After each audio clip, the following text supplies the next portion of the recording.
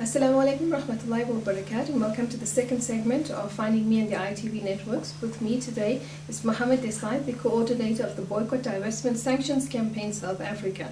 And before we went to the break, we played out with a short clip of a speech by Boyiseni, which he delivered in London, speaking about the need to do activism and to participate and support the Boycott, Divestment, Sanctions Campaign. And Mohammed, I just want to, relating to that clip, I want to stress to the audience that Boyiseni is a black South African. He is a non-Muslim, and yet he's willing to challenge the oppressors, to challenge oppression anywhere, to challenge injustice. He knows what is going up, because going up against the Zionists and the Zionist movement, I mean, is a phenomenal challenge. Yet he's prepared to do it. He lives up to his principles, and I mean, that's what you guys are also doing. So my question then is, because some may call me skeptical, may call me negative, but I find that there are a lot of shortcomings in the Muslim community when it comes to activism. And in this regard, I would like to ask you, what is missing in the activism of the South African Muslim community, especially from the youth, when it comes to BDS, Israeli Apartheid Week, or even to the Palestinian campaign? There is a woman in Jerusalem whose house was demolished early last year. And when her house was demolished, aid workers rushed to assist her. And when they approached her, this woman refused to take the aid. And the aid workers asked her, but why? Why are you refusing this? And her response was that Palestinians are not the victims of an earthquake. They're not the victims of a natural disaster. They're the victims of an occupation. They're the victims of an Israeli regime that is oppressing them. And I think that perhaps maybe in the Muslim community over the years, we've slipped into viewing the Palestinians as eternal charity victims that we must keep on supporting in such a way, without realizing, and I think that this actually undermines and it does a disservice to the Palestinians by not viewing them as people that are resisting on a daily basis the Israeli occupation of their lands.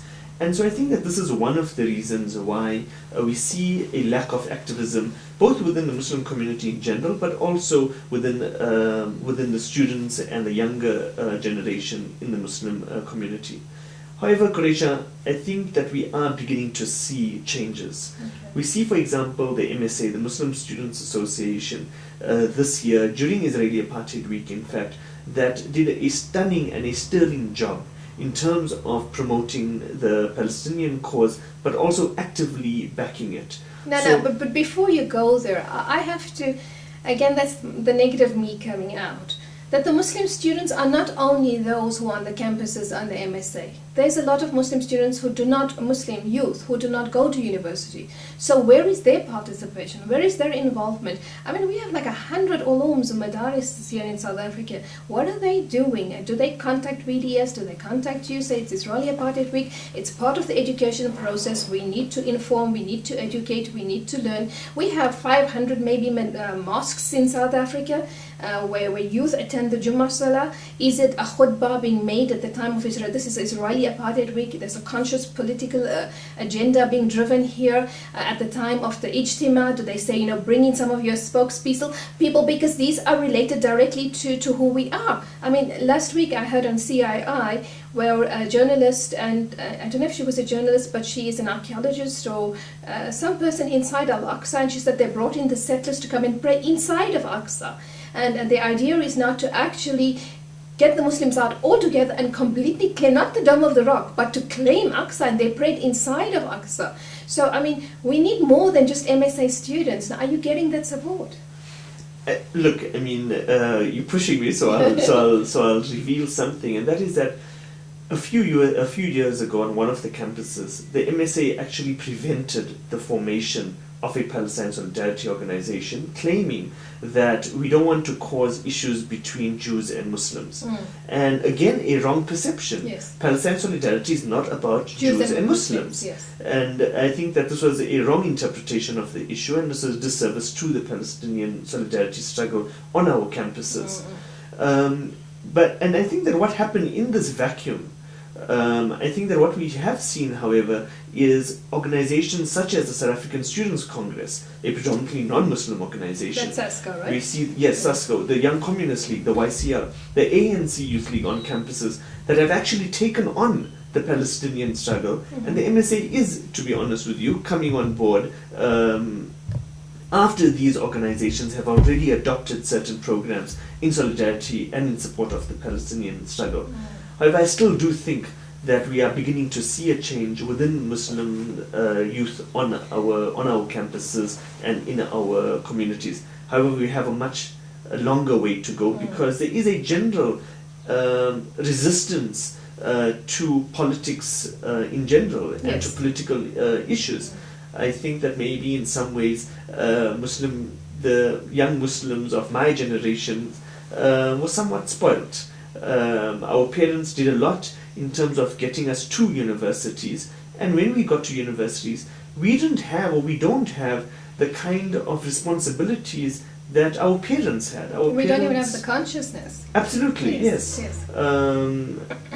However, I do think that there are certain changes that are taking place, and I do think that the Muslim youth are beginning to play a role in the Palestinian struggle, but also in other issues, in greater injustices, on our campuses. yes. Because as Muslims, we should be addressing all injustices and not just selective Muslim-based injustices. And I think that on this issue of, certain people sometimes ask or want to emphasize that this is not a Muslim issue. What do we do about it? And I think that there's two elements to this. On the one hand, yes, we must not only as Muslim community, we must acknowledge and recognize that SASCO, COSATU, the ANC, and other formations in our country are actually leading the struggle. But on the other hand, and I think that this is a question that your show should actually bring out, and that is, why do some of us think ourselves that this is a Muslim issue? Yes. So it's a perception actually inside of us. We think that this is a Muslim issue, and therefore we need to support it. Yes, and that these other organizations are simply supporting Muslims. And I think that we need to push ourselves. That if your Islam talks about being against any and all injustices, and therefore you're in solidarity with the Palestinians, then I think that this is a positive. That this is a positive religious motivation for your solidarity with Palestinians. But if you suggest that it's because they are Muslims in Palestine, and because I am a Muslim, therefore I stand in solidarity, I think that this is far too superficial. I think that we need to push ourselves further.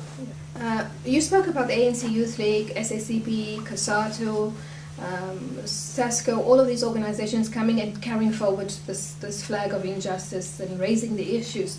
And obviously raising awareness with these organizations demands resources. I mean, going out, speaking to them, speaking to the labor groups, etc. So I'm sure that you face many challenges, and what are the challenges that you face in this regard? Absolutely. I mean, the other side, the Israeli lobby, raises enormous amounts of capital to counter the Palestinian struggle, and we can't do this here with just photocopying, with simple photocopying and or just a radio announcement on the Islamic channels and raising funds when there's a cast late or something like precisely that. On a shoestring budget, somebody donating here, somebody donating there. The other side is very well organized, both within this country but also with Israeli regime support.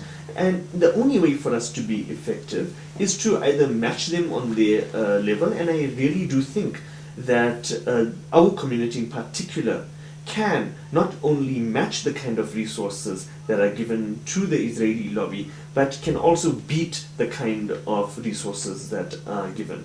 However, I think that one of the problems that we face when we do ask people to fund and to support this initiative is that most people don't see the obvious value of political activism. They don't see the long-term impact that we are trying to make. And they don't see this as a contribution towards an injustice, Because when I think, and sadly, like what you said, the indoctrination of the Muslim community is that when we give charity, we're giving charities that are to help a very unfortunate or vulnerable person, or we're giving zakat, which we have to discharge. But they don't consider, like you said, the greater value, which is eliminating oppression and injustice through this donation. Absolutely. BDS is not about putting a band-aid on Palestinian suffering. It's about ending the root causes of that suffering. It's about bringing the Israeli regime to its knees and to stop what it's doing to the Palestinian people.